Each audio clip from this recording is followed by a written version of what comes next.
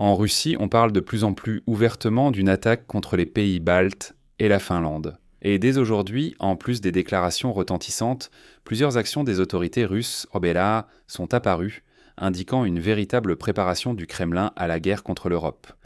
À la Douma d'État de la Fédération de Russie, une loi a été officiellement adoptée permettant à Vladimir Poutine d'utiliser les forces armées russes dans n'importe quel pays où des Russes ont été arrêtés ou poursuivis.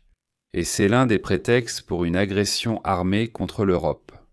En même temps, le proche de Vladimir Poutine, Sergueï Shoïgu, a évoqué la possibilité d'invoquer l'article 51 de la Charte de l'ONU pour l'autodéfense contre la Finlande et les pays baltes, en lien avec les prétendus survols de drones ukrainiens à travers leur territoire pour frapper la Russie. Bien que ce soit complètement faux, mais comme casus belli, comme on dit, ça fera l'affaire.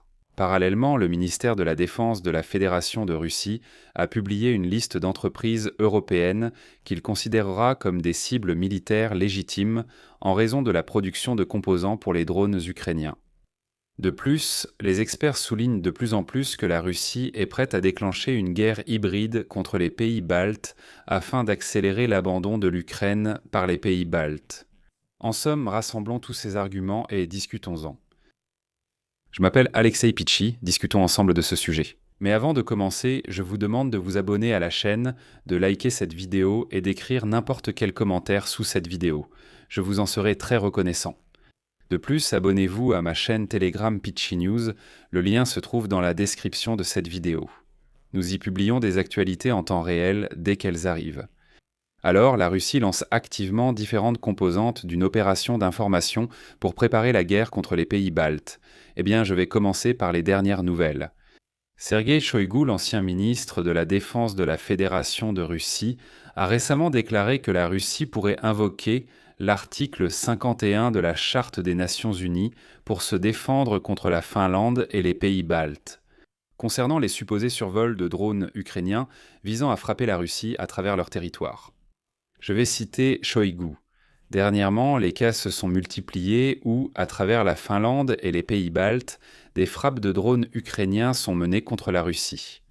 Si les États mentionnés fournissent délibérément leur espace aérien, conformément au droit international, l'article 51 de la Charte des Nations Unies entre en vigueur concernant le droit inaliénable des États à l'autodéfense en cas d'agression armée. C'est une déclaration très importante. Parce qu'en fait, c'est un faux casus belli pour attaquer les pays baltes. L'histoire du prétendu survol de drones ukrainiens à travers les pays baltes vers la Russie pour des attaques, vous vous souvenez, sur Oust-Louga et Primorsk, c'est un faux. La Russie a elle-même inventé ce survol et le propage comme casus belli pour une escalade contre l'Europe. Je vais m'arrêter ici pour en parler en détail. Nous avons déjà évoqué ce sujet ensemble lors d'une émission précédente, mais revoyons-le.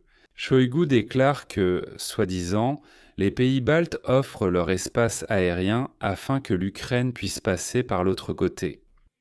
Elle lançait ses drones, ils survolaient les pays baltes, et c'est de ce côté-là, du côté des pays baltes, qu'ils ont attaqué la région de Leningrad de la Fédération de Russie. Et donc à la fin du mois de mars, je rappelle que les drones ukrainiens ont massivement attaqué les ports russes, dans la région de Leningrad, en particulier Oust-Louga et Primorsk. C'est alors que les Russes ont inventé cette légende, selon laquelle les drones ukrainiens voleraient, soi-disant, à travers les pays baltes pour attaquer la Russie. Et pour montrer à quel point c'est une intox stupide et primitive, j'utilise justement des sources officielles russes. Je ne vais pas me lancer dans une sorte d'enquête approfondie. Je vais simplement présenter des informations. Les Russes eux-mêmes les ont largement diffusées.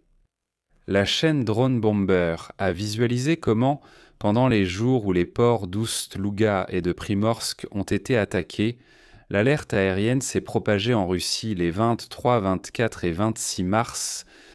Sur ces vidéos que vous allez voir maintenant, on voit clairement dans quel ordre et dans quelle séquence les alertes aériennes se déclenchaient en Russie, et où les systèmes de défense aérienne étaient activés. Précisément ces nuits-là, lorsque les ports de la région de Leningrad ont été attaqués. Donc, si les drones ukrainiens ne survolaient donc pas le territoire russe, mais entraient en Russie en passant par les pays baltes, Alors une question se pose. Pourquoi les alertes en Russie se déclenchaient-elles à partir de la frontière ukrainienne et progressaient-elles systématiquement jusqu'à cette fameuse région de Leningrad? Qu'abattaient exactement les systèmes de défense anti-aérienne russes au-dessus de leur région? Si, soi-disant, à ce moment-là, les drones volaient au-dessus des pays baltes. Pourquoi l'alerte se déclenchait-elle précisément dans ces régions où, selon la version du Kremlin, les drones ne survolaient en fait pas? Et le plus intéressant, c'est pourquoi cette alerte mène parfaitement à la région de Leningrad, où, à ces mêmes dates, il y a eu de véritables frappes. Mais il faut comprendre que l'escalade du côté du Kremlin est progressive, et ici, il faut établir une chaîne logique. Le Kremlin fait progressivement monter la spirale de l'escalade concernant les pays baltes. Aujourd'hui, Shoigu déclare que la Russie pourrait invoquer l'article 51 de la Charte des Nations Unies sur l'autodéfense pour attaquer les pays baltes et la Finlande.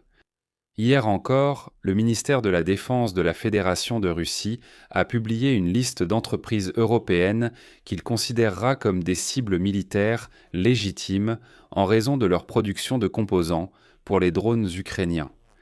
Je vais maintenant citer la déclaration officielle du ministère de la Défense russe.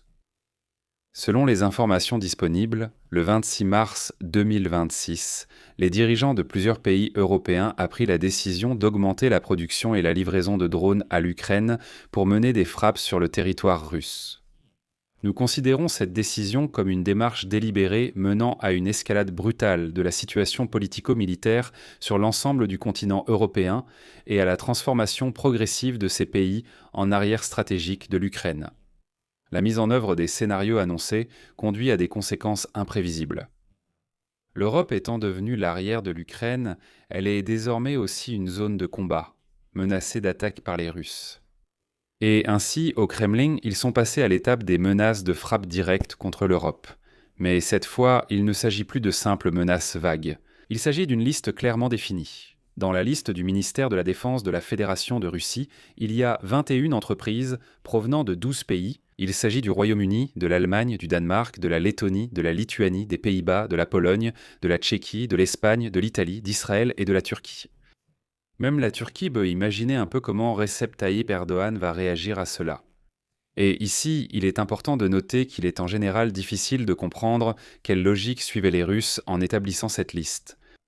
Car dans la liste, par exemple, de nombreuses entreprises qui ont publiquement annoncé une production conjointe de drones avec l'Ukraine n'y figurent pas. C'est-à-dire que cela n'a absolument pas été caché.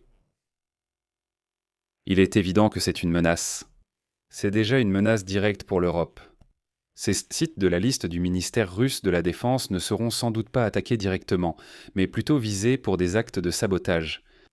Et surtout, la veille, la Douma d'État de la Fédération de Russie a adopté en première lecture un projet de loi permettant, sur décision du dictateur chauve et puant Vladimir Poutine, rectifions du président de la Fédération de Russie, Vladimir Poutine, d'utiliser les forces armées russes à l'étranger pour protéger les Russes faisant l'objet de poursuites judiciaires. En d'autres termes, si un Russe est jugé dans un autre pays, Poutine pourra y envoyer des troupes pour le protéger. Les amendements à la loi proposent d'accorder au président de la Fédération de Russie, je cite, le droit d'utiliser extraterritorialement les forces armées pour protéger les citoyens russes arrêtés, détenus ou poursuivis pénalement, ou autrement en vertu de décisions de tribunaux étrangers ou d'organes judiciaires internationaux auxquels la Russie ne participe pas. Et qui l'aurait cru, le projet de loi a été préparé par le ministère de la Défense de la Fédération de Russie. Et il convient parfaitement pour justifier l'envoi de troupes dans les pays baltes afin de protéger les russophones.